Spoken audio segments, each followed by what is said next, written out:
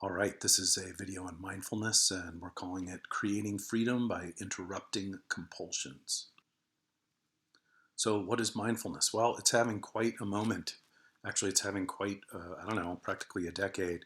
Booming numbers of classes, apps, podcasts. It's quite the rage across the board in corporate life and personal life. Um, it's a psychological strategy, ultimately. It has two components. It's to be aware of what's going on, how you feel, how the world's impacting you, what your own biases are and attitudes and approaches to life. And then it's a strategy to disrupt negative energy loops, thought loops, and obsessions. That's what mindfulness is. It's an awareness, and it's a strategy to break bad loops. So, what's an example?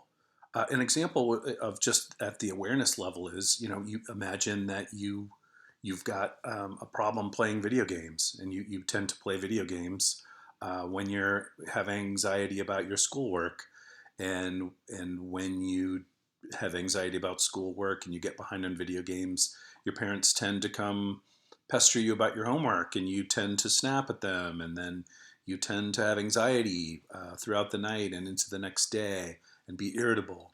But you're not consciously aware of any of these things. That would be like not mindful. At some level, just being mindful is just being aware of all those things. I tend to procrastinate and play video games when I'm anxious about schoolwork. I tend to be irritable with my parents when they talk to me about getting my homework done. I tend to be irritable when I haven't done my homework very well and I go to school and I'm not prepared. Just that is a huge step toward mindfulness right there. Another example would be, you tend to quickly join in mocking somebody who's getting mocked in order to, feel good in your friend group. You tend to go along with stuff like that, but you're not really aware of it. You've never really thought about it. Being mindful is just literally being aware. Here's one of those cases. A group of kids that I'm in is mocking some kid for whatever screw up he had or weakness he has, and you're going to be tempted to do it too, to be part of your group and sort of feel good about being part of that group. Just being mindful of that is an accomplishment. Here it comes. Here's another case of this. It's happening. So this example would be a little different. So this is, how do you start your day? You wake up, you go right to your phone.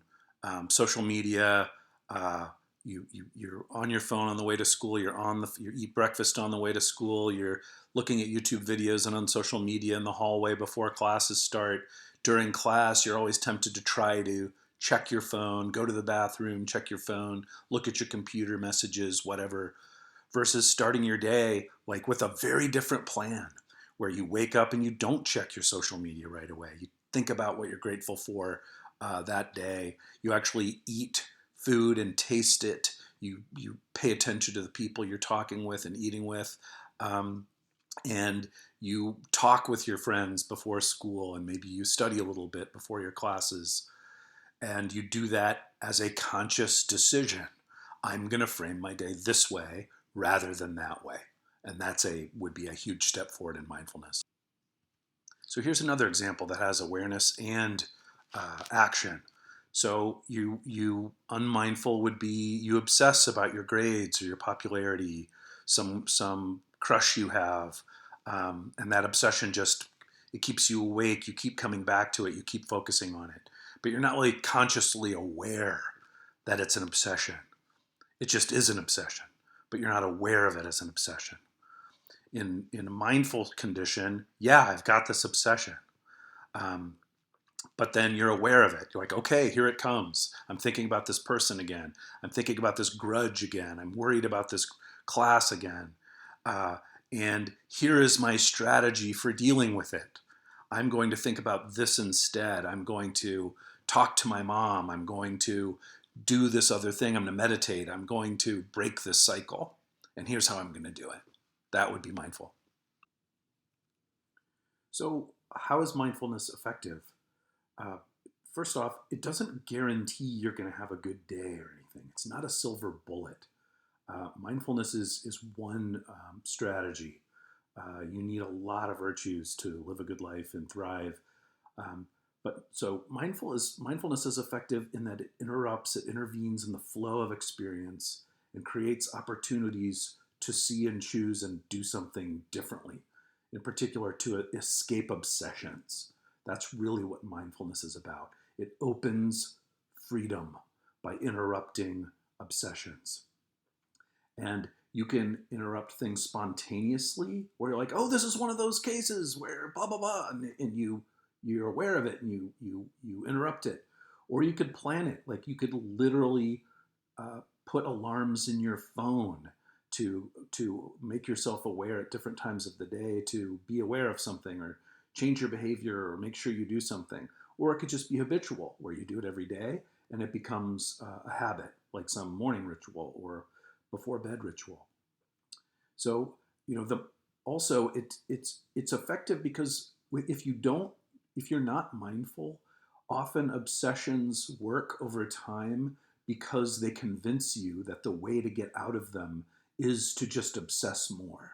Like if I only think through my rage against this person or against this thing or my anxiety, if I just keep dwelling on it, I'll eventually figure it out.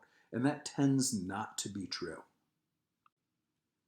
So, how to be mindful? So, one way to be mindful, start your day by framing it on your own terms. If you start your day reacting to your obsessions, you're off to a bad start in terms of mindfulness, right? So, why don't you go ahead and start your day with a plan on how your day would best start. So, for instance, it's been documented quite well that starting your day by counting your blessings, meditating on your anxiety, on your blessings, thinking about what your anxieties are, so you're aware of them as they happen, and think about your hopes for the day. So you end sort of this exercise on a positive note, where I can't wait to get home and see my dog. I can't wait to see my friend seventh period in science class. I'm eager for lacrosse practice later.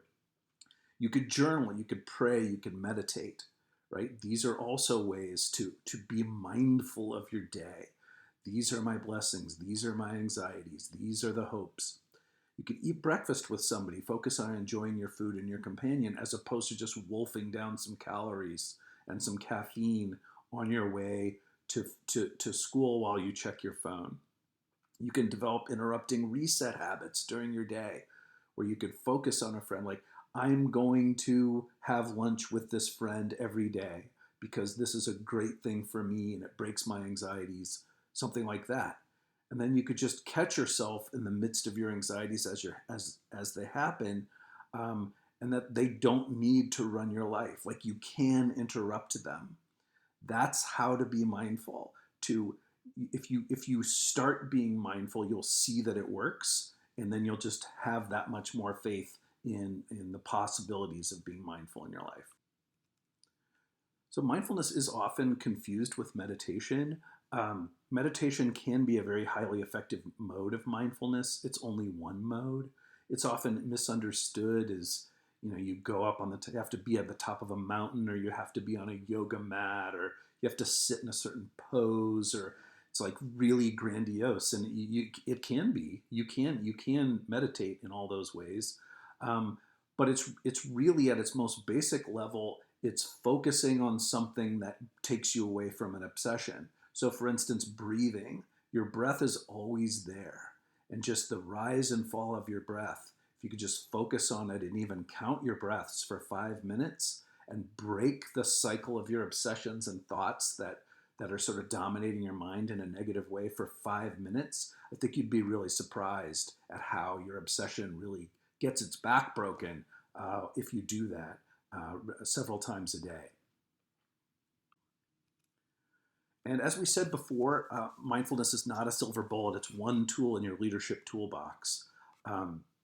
You need a lot of other tools. It opens freedom to act differently. It can break destructive, negative feedback loops and open up freedoms to do otherwise. But you then need the virtues to do otherwise. So you can realize your obsessions, but then you actually need diligence to do your homework, right? You actually need empathy and compassion to take care of another boy rather than just not picking on another boy, right? So your life needs all these other virtues too. Mindfulness just breaks negative cycles, opens freedom for you then to apply all of your other good qualities. So we're going to ask you to have a mindfulness goal for the year. So my mindfulness goal starts with an awareness. I tend to start my day on the wrong foot when I check my phone and check the news, and it just sucks me into being reactive to the world, and often in a negative way. The trigger is just my phone being there and my own weak curiosity. That's all it takes at 5:45 in the morning to get my day off to a bad start. So my plan, which has been very effective, is I'm to put my phone out of my reach at night. I can't check my phone in the middle of the night without getting up. So I have to get up out of bed to get to my phone. And I'm just gonna pledge when my day starts, I'm not gonna reach my phone. I'm gonna hug my wife, kiss my wife, talk to my wife, get the day off to a good start, go check on my kids, make tea, make coffee, get breakfast going, and say thanks for all the great things that I have in my life and run through those. That's how I'm going to frame my day. I'm going to frame it that way and get it off to a good start, and that's going to be my mindfulness goal for the year. So takeaways for this and what to do on your loop. What is mindfulness? You should be able to say that in your own words. Give an example of an unmindful and a mindful way of approaching the same situation in your life. How is mindfulness effective? You should be able to explain that. How does it work? What is meditation and how is it effective? You should be able to explain that. And then, this is probably the most important part, describe something that you tend to obsess about in ways that harm your well-being. And then describe the trigger of that obsession. How does it come about? And then outline a plan to avoid the trigger, respond to it differently, break the negative thought loop if you happen to fall into the obsession anyway. And that's this loop.